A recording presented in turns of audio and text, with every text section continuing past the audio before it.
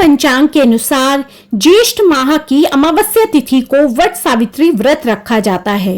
इस दिन सुहागिन महिलाएं पति की लंबी उम्र, अच्छे स्वास्थ्य और संतान की कामना करते हुए व्रत रखती है और वट वृक्ष यानी बरगद के पेड़ की पूजा करने के बाद व्रत रखती है। उसे कई स्थानों में बड़मावस और बरगदाही जैसे नाम से भी जाना जाता है। पंचांग के अनुसार ज्येष्ठ अमावस्या का आरंभ 26 मई को 12:12 से हो रहा है और 27 मई को सुबह 8:31 पर समाप्त हो रहा है। ऐसे में वट सावित्री व्रत 26 मई को ही रखा जाएगा। हिंदू धर्म में वट सावित्री व्रत का विशेष महत्व है। इस दिन बरगद के पेड़ की पूजा करना शुभ माना जाता है। शास्त्रों के अनुसार इस वृक्ष के तने को भगवान विष्णु, जड़ में ब्रह्मा जी और शाखाओं में शिव जी वास करते हैं। इसके साथ ही वृक्ष से जो शाखाएं नीचे रहती है तो उसे सावित्री का रूप माना जाता है। मान्यता है कि इस वृक्ष की पूजा करने से सुख समृद्धि आती है। इसके साथ ही संतान प्राप्ति का भी आशीर्वाद मिलता है। ज्येष्ठ मास की अमावस्या तिथि के दिन वट वृक्ष के नीचे ही देवी सावित्री ने अपने पति को पुनर्जीवित किया था। इसी कारण इस वृक्ष की पूजा करने से अखंड सौभाग्य का वरदान मिलता है। अब हम करेंगे वट सावित्री व्रत कथा। भद्र देश में अश्वपति नाम का एक राजा रहता था। उनकी कोई संतान नहीं थी। संतान पाने के लिए राजा प्रतिदिन मंत्रों के उच्चारण के साथ 1 लाख आहुतियां देता था। ये सिलसिला 18 वर्षों तक जारी रहा। एक दिन उनके इस यज्ञ और तप से प्रसन्न होकर सावित्री देवी प्रकट हुई और उन्हें संतान के रूप में एक रूपवान, गुणवान और तेजस्वी कन्या होने का वरदान दिया। सावित्री देवी के वरदान से राजा को पुत्री हुई, जिस वजह से उन्होंने अपनी बेटी का नाम भी सावित्री रखा। सावित्री बड़ी ही रूपवान थी। महल के आंगन में खेलते खेलते कब वो बड़ी हो गई, राजा को इसका पता ही ना चला। सावित्री की शादी की उम्र होने पर राजा को बहुत चिंता सताने लगी। राजा को अपनी रूपवान कन्या के लिए कोई योग्य वर नहीं मिल रहा था। इस वजह से उन्होंने अपनी पुत्री से खुद अपने लिए वर तलाशने के लिए कहा।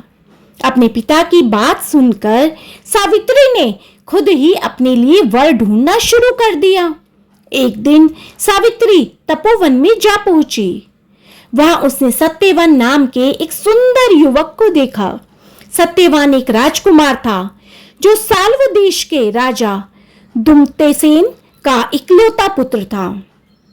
जब सावित्री ने उसके जंगल में रहने की वजह पूछी तो सत्यवान के पिता राजा दुमतसेन ने बताया कि वे अंधे हो गए हैं और इसी वजह से उनसे उनका राज्य छीन लिया गया है। अब वे अपने परिवार के साथ इसी जंगल में रहते हैं। सावित्री ने राजकुमार सत्यवान और उसके पिता राजा दुमतसेन के बारे में अपने पिता को बताया और इच्छा जाहिर की कि वो राजकुमार सत्यवान से विवाह करना चाहती हैं। राजा अश्वपति बेटी को दिए वचन को पूरा करने के लिए तपोवन जंगल गए। वहां पहुंचकर राजा ने दुमतसेन से मुलाकात की और उन्हें उनके पुत्र सत्यवान के लिए अपनी बेटी सावित्री से विवाह का प्रस्ताव दिया। राजा अश्वपति की बात सुनकर राजा दुमतसेन ने बड़े ही निराश मन से कहा, हे राजन, मुझे आपका प्रस्ताव मंजूर है। मेरा पुत्र सत्यवान, गुणवान, धर्मात्मा और बलवान है, लेकिन ऋषिराज नारद ने मुझे बताया है कि ये अल्पायु का है, जिसकी अगले वर्ष अमावस्या के दिन मृत्यु हो जाएगी। इसलिए मैं आपसे और आपकी पुत्री से विनती करता हूं कि आप किसी और युवक से अपनी पुत्री का विवाह करवा दीजिए। राजा दुमतसेन की यह बात सुनकर राजा अश्वपति और उनकी बेटी सावित्री काफी निराश हुए, लेकिन सावित्री ने कहा कि एक आर्य समाज की स्त्री होने के नाते वो अपने मन में सिर्फ एक ही युवक को पति के रूप में देख सकती है। राजकुमार सत्यवान के अलावा अब वो किसी अन्य युवक से विवाह नहीं कर सकती। सावित्री की जिद के सामने राजा अशुपति और राजा दुम्तसेन को झुकना पड़ा। अगले ही दिन राजकुमारी सावित्री और राजकुमार सत्यवान का विवाह बड़े ही धूमधाम से कर दिया गया। सावित्री रूपवान तो थी ही, लेकिन वह सर्वगुण संपन्न भी थी। ससुराल पहुंचते ही वो तन मन से अपने पति सत्यवान और सास ससुर की सेवा करने में लग गई। देखते ही देखते 1 वर्ष निकल गया और सत्यवान की मृत्यु का दिन करीब आ गया। जैसे जैसे दिन कट रहे थे, सावित्री का मन उदास रहने लगा। उन्होंने नारद से पूछा कि क्या वो अपने पति की उम्र को बढ़ा नहीं सकती क्या? तो इस पर नारद ने उन्हें अमावस्या के 3 दिन पहले देवी सावित्री का उपवास करने और वट के पेड़ की पूजा करने का निर्देश दिया। नारद के बताए अनुसार सावित्री ने सत्यवान की मृत्यु वाले दिन यानी अमावस्या के 3 दिन पहले देवी सावित्री के नाम का उपवास किया और वट के पेड़ की पूजा की। साथ ही अपने पितरों का पूजन भी किया। देखते ही देखते ये 3 दिन भी निकल गए और अमावस्या यानी सत्यवान की मृत्यु का दिन आ गया। हर रोज की तरह अमावस्या के दिन भी सत्यवान जंगल में लकड़ी काटने गया और सावित्री भी उनके साथ गई। लकड़ी काटते समय सत्यवान ने सावित्री को बताया कि अचानक उनके सिर में तेज दर्द हो रहा है। सत्यवान की यह बात सुनते ही सावित्री समझ गई यही उसके पति के जीवन के आखिरी पल है। वो जमीन पर एक वट के पेड़ के नीचे बैठ गई और सत्यवान का सिर अपनी गोद में रखकर सहलाने लगी। अगले कुछ ही क्षण में सावित्री के सामने यमराज खड़े हो गए और वे सत्यवान के प्राण को अपने साथ ले जाने लगे। सावित्री भी यमराज के पीछे पीछे जाने लगी। यमराज ने पहले तो सावित्री को बहुत मनाया कि वो जो भी कर रहे हैं वो पहले से ही लिखा है, वो बस अपना कर्म कर रहे हैं। लेकिन सावित्री ने यमराज की एक बात ना सुनी और वह उनके पीछे पीछे चलती रही। सावित्री की इस निष्ठा और पति के लिए इसका त्याग देखकर यमराज काफी प्रसन्न हुए और उन्होंने सावित्री को वरदान मांगने के लिए कहा। यमराज की बात सुनकर सावित्री ने कहा कि हे यमराज, मेरे सास ससुर अंधे हैं, आप उनकी आंखों की रोशनी वापस करने का वरदान दीजिए। यमराज ने कहा ठीक है, ऐसा ही होगा। जाओ, अब घर जाओ, तुम्हारे सास ससुर अब अंधे नहीं रहेंगे। ऐसा कहने के यमराज फिर से आगे बढ़े, लेकिन सावित्री फिर से उनके पीछे पीछे चलने लगी। यमराज ने सावित्री को वापस जाने को कहा, लेकिन सावित्री ने मना कर दिया। उसने यमराज से कहा कि वह बस अपने कर्तव्य और पत्नी व्रत का पालन कर रही है, इसलिए जहां जहां उसके पति जाएंगे वह तो उनके पीछे पीछे ही चलेगी।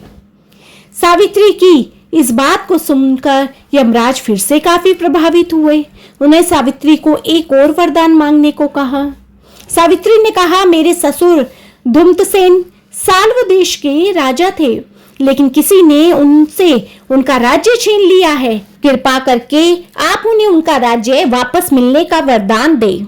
यमराज ने सावित्री के इस वरदान को भी पूरा किया और कहा, जाओ, अपने सास ससुर के राज्य में जाओ। अब वे जंगल में नहीं, अपने महल में सोते हैं। यमराज ने इतना कहा और फिर से सत्यवान के प्राण लेकर वे आगे बढ़े, लेकिन अब भी सावित्री उनके पीछे पीछे ही चल रही थी। यमराज यह देखकर अब तो काफी हैरान हुए। उन्होंने सावित्री से इसकी वजह पूछी तो सावित्री ने बताया कि एक पत्नी का फर्ज है कि वो वही रहेगी जहां उसका पति रहेगा। अगर उसे ससुर के महल में उसके पति ही नहीं होंगे तो उस महल का क्या फायदा, मैं वहां नहीं रह सकती। सावित्री की इस बात को सुनकर यमराज काफी प्रसन्न हुए। उन्होंने सावित्री से कहा, हे पुत्री, तुम ना सिर्फ रूपवान और गुणवान हो बल्कि एक पतिव्रता भी हो। मैं तुम्हारे इन्हीं गुणों से काफी प्रसन्न हूं। तुम मुझसे तीसरा वरदान भी मांगो। यमराज की इस बात को सुनते ही सावित्री ने कहा कि हे यमराज, आप मुझे 100 संतानों की मां बनने का वरदान दो। सावित्री के इस वरदान को सुनते ही यमराज ने कहा कि हे पुत्री, अब घर जाओ, मैं तुम्हारे इस तीसरे वरदान को भी पूरा करूंगा। तुम 100 साहसी और पराक्रमी संतानों को जन्म दोगी। यमराज के इस वरदान को सुनकर सावित्री ने कहा कि हे यमराज, मैं एक हिंदू नारी हूं और आर्य कुल की जन्मी हूं, इसलिए मेरे जीवन में सिर्फ एक ही पति होंगे और वो है सत्यवान। इसलिए आपको अपने वरदान के अनुसार मेरे पति सत्यवान को फिर से जीवित करना होगा। सावित्री की इस बात को सुनकर यमराज और भी ज्यादा प्रभावित हुए और उन्होंने सत्यवान के प्राण वापस लौटाने का वरदान दिया और सावित्री से कहा कि हे पुत्री, तुम अब वापस उसी वट के पेड़ के नीचे जाओ जहां पर तुम्हारे पति का शरीर है। मैंने सत्यवान के प्राणों को छोड़ दिया और तुम दोनों को 100 संतानों के साथ ही अखंड सौभाग्यवती होने का वरदान भी दिया। यमराज की बातों को सुनकर सावित्री ने उनसे विदा ली और वापस उस पेड़ के नीचे आ पहुंची जहां पर उसके पति का शरीर था। जब वे सत्यवान के करीब पहुंची तो उसने देखा कि उसका पति वापस जीवित हो गया है। दोनों जल्दी जल्दी जंगल से बाहर निकले और राजा दुम्तसेन के सालो देश में पहुंचे। वहां पहुंचकर सावित्री ने देखा कि अब उसके सास ससुर को उसका राज्य फिर से मिल गया और उसके ससुर की आंखों की रोशनी भी वापस आ गई। तभी से हर साल ज्येष्ठ मास की अमावस्या के दिन वट सावित्री के व्रत को मनाया जाने लगा। इस दिन पूरे विधि विधान से वट के पेड़ की पूजा अर्चना की जाती है और सुहागिन महिलाएं अपने पति की लंबी उम्र की कामना करती है। बोलो वट सावित्री व्रत की जय। तो निष्ठा, श्रद्धा और लगन से वट सावित्री व्रत करने से सुहागिन महिलाएं अपने पति पर आने वाली बाधाओं को टाल देती है और इनसे संतान की लंबी आयु होती है और संतान भी प्राप्त होती है। तो बोलो वट सावित्री व्रत की जय।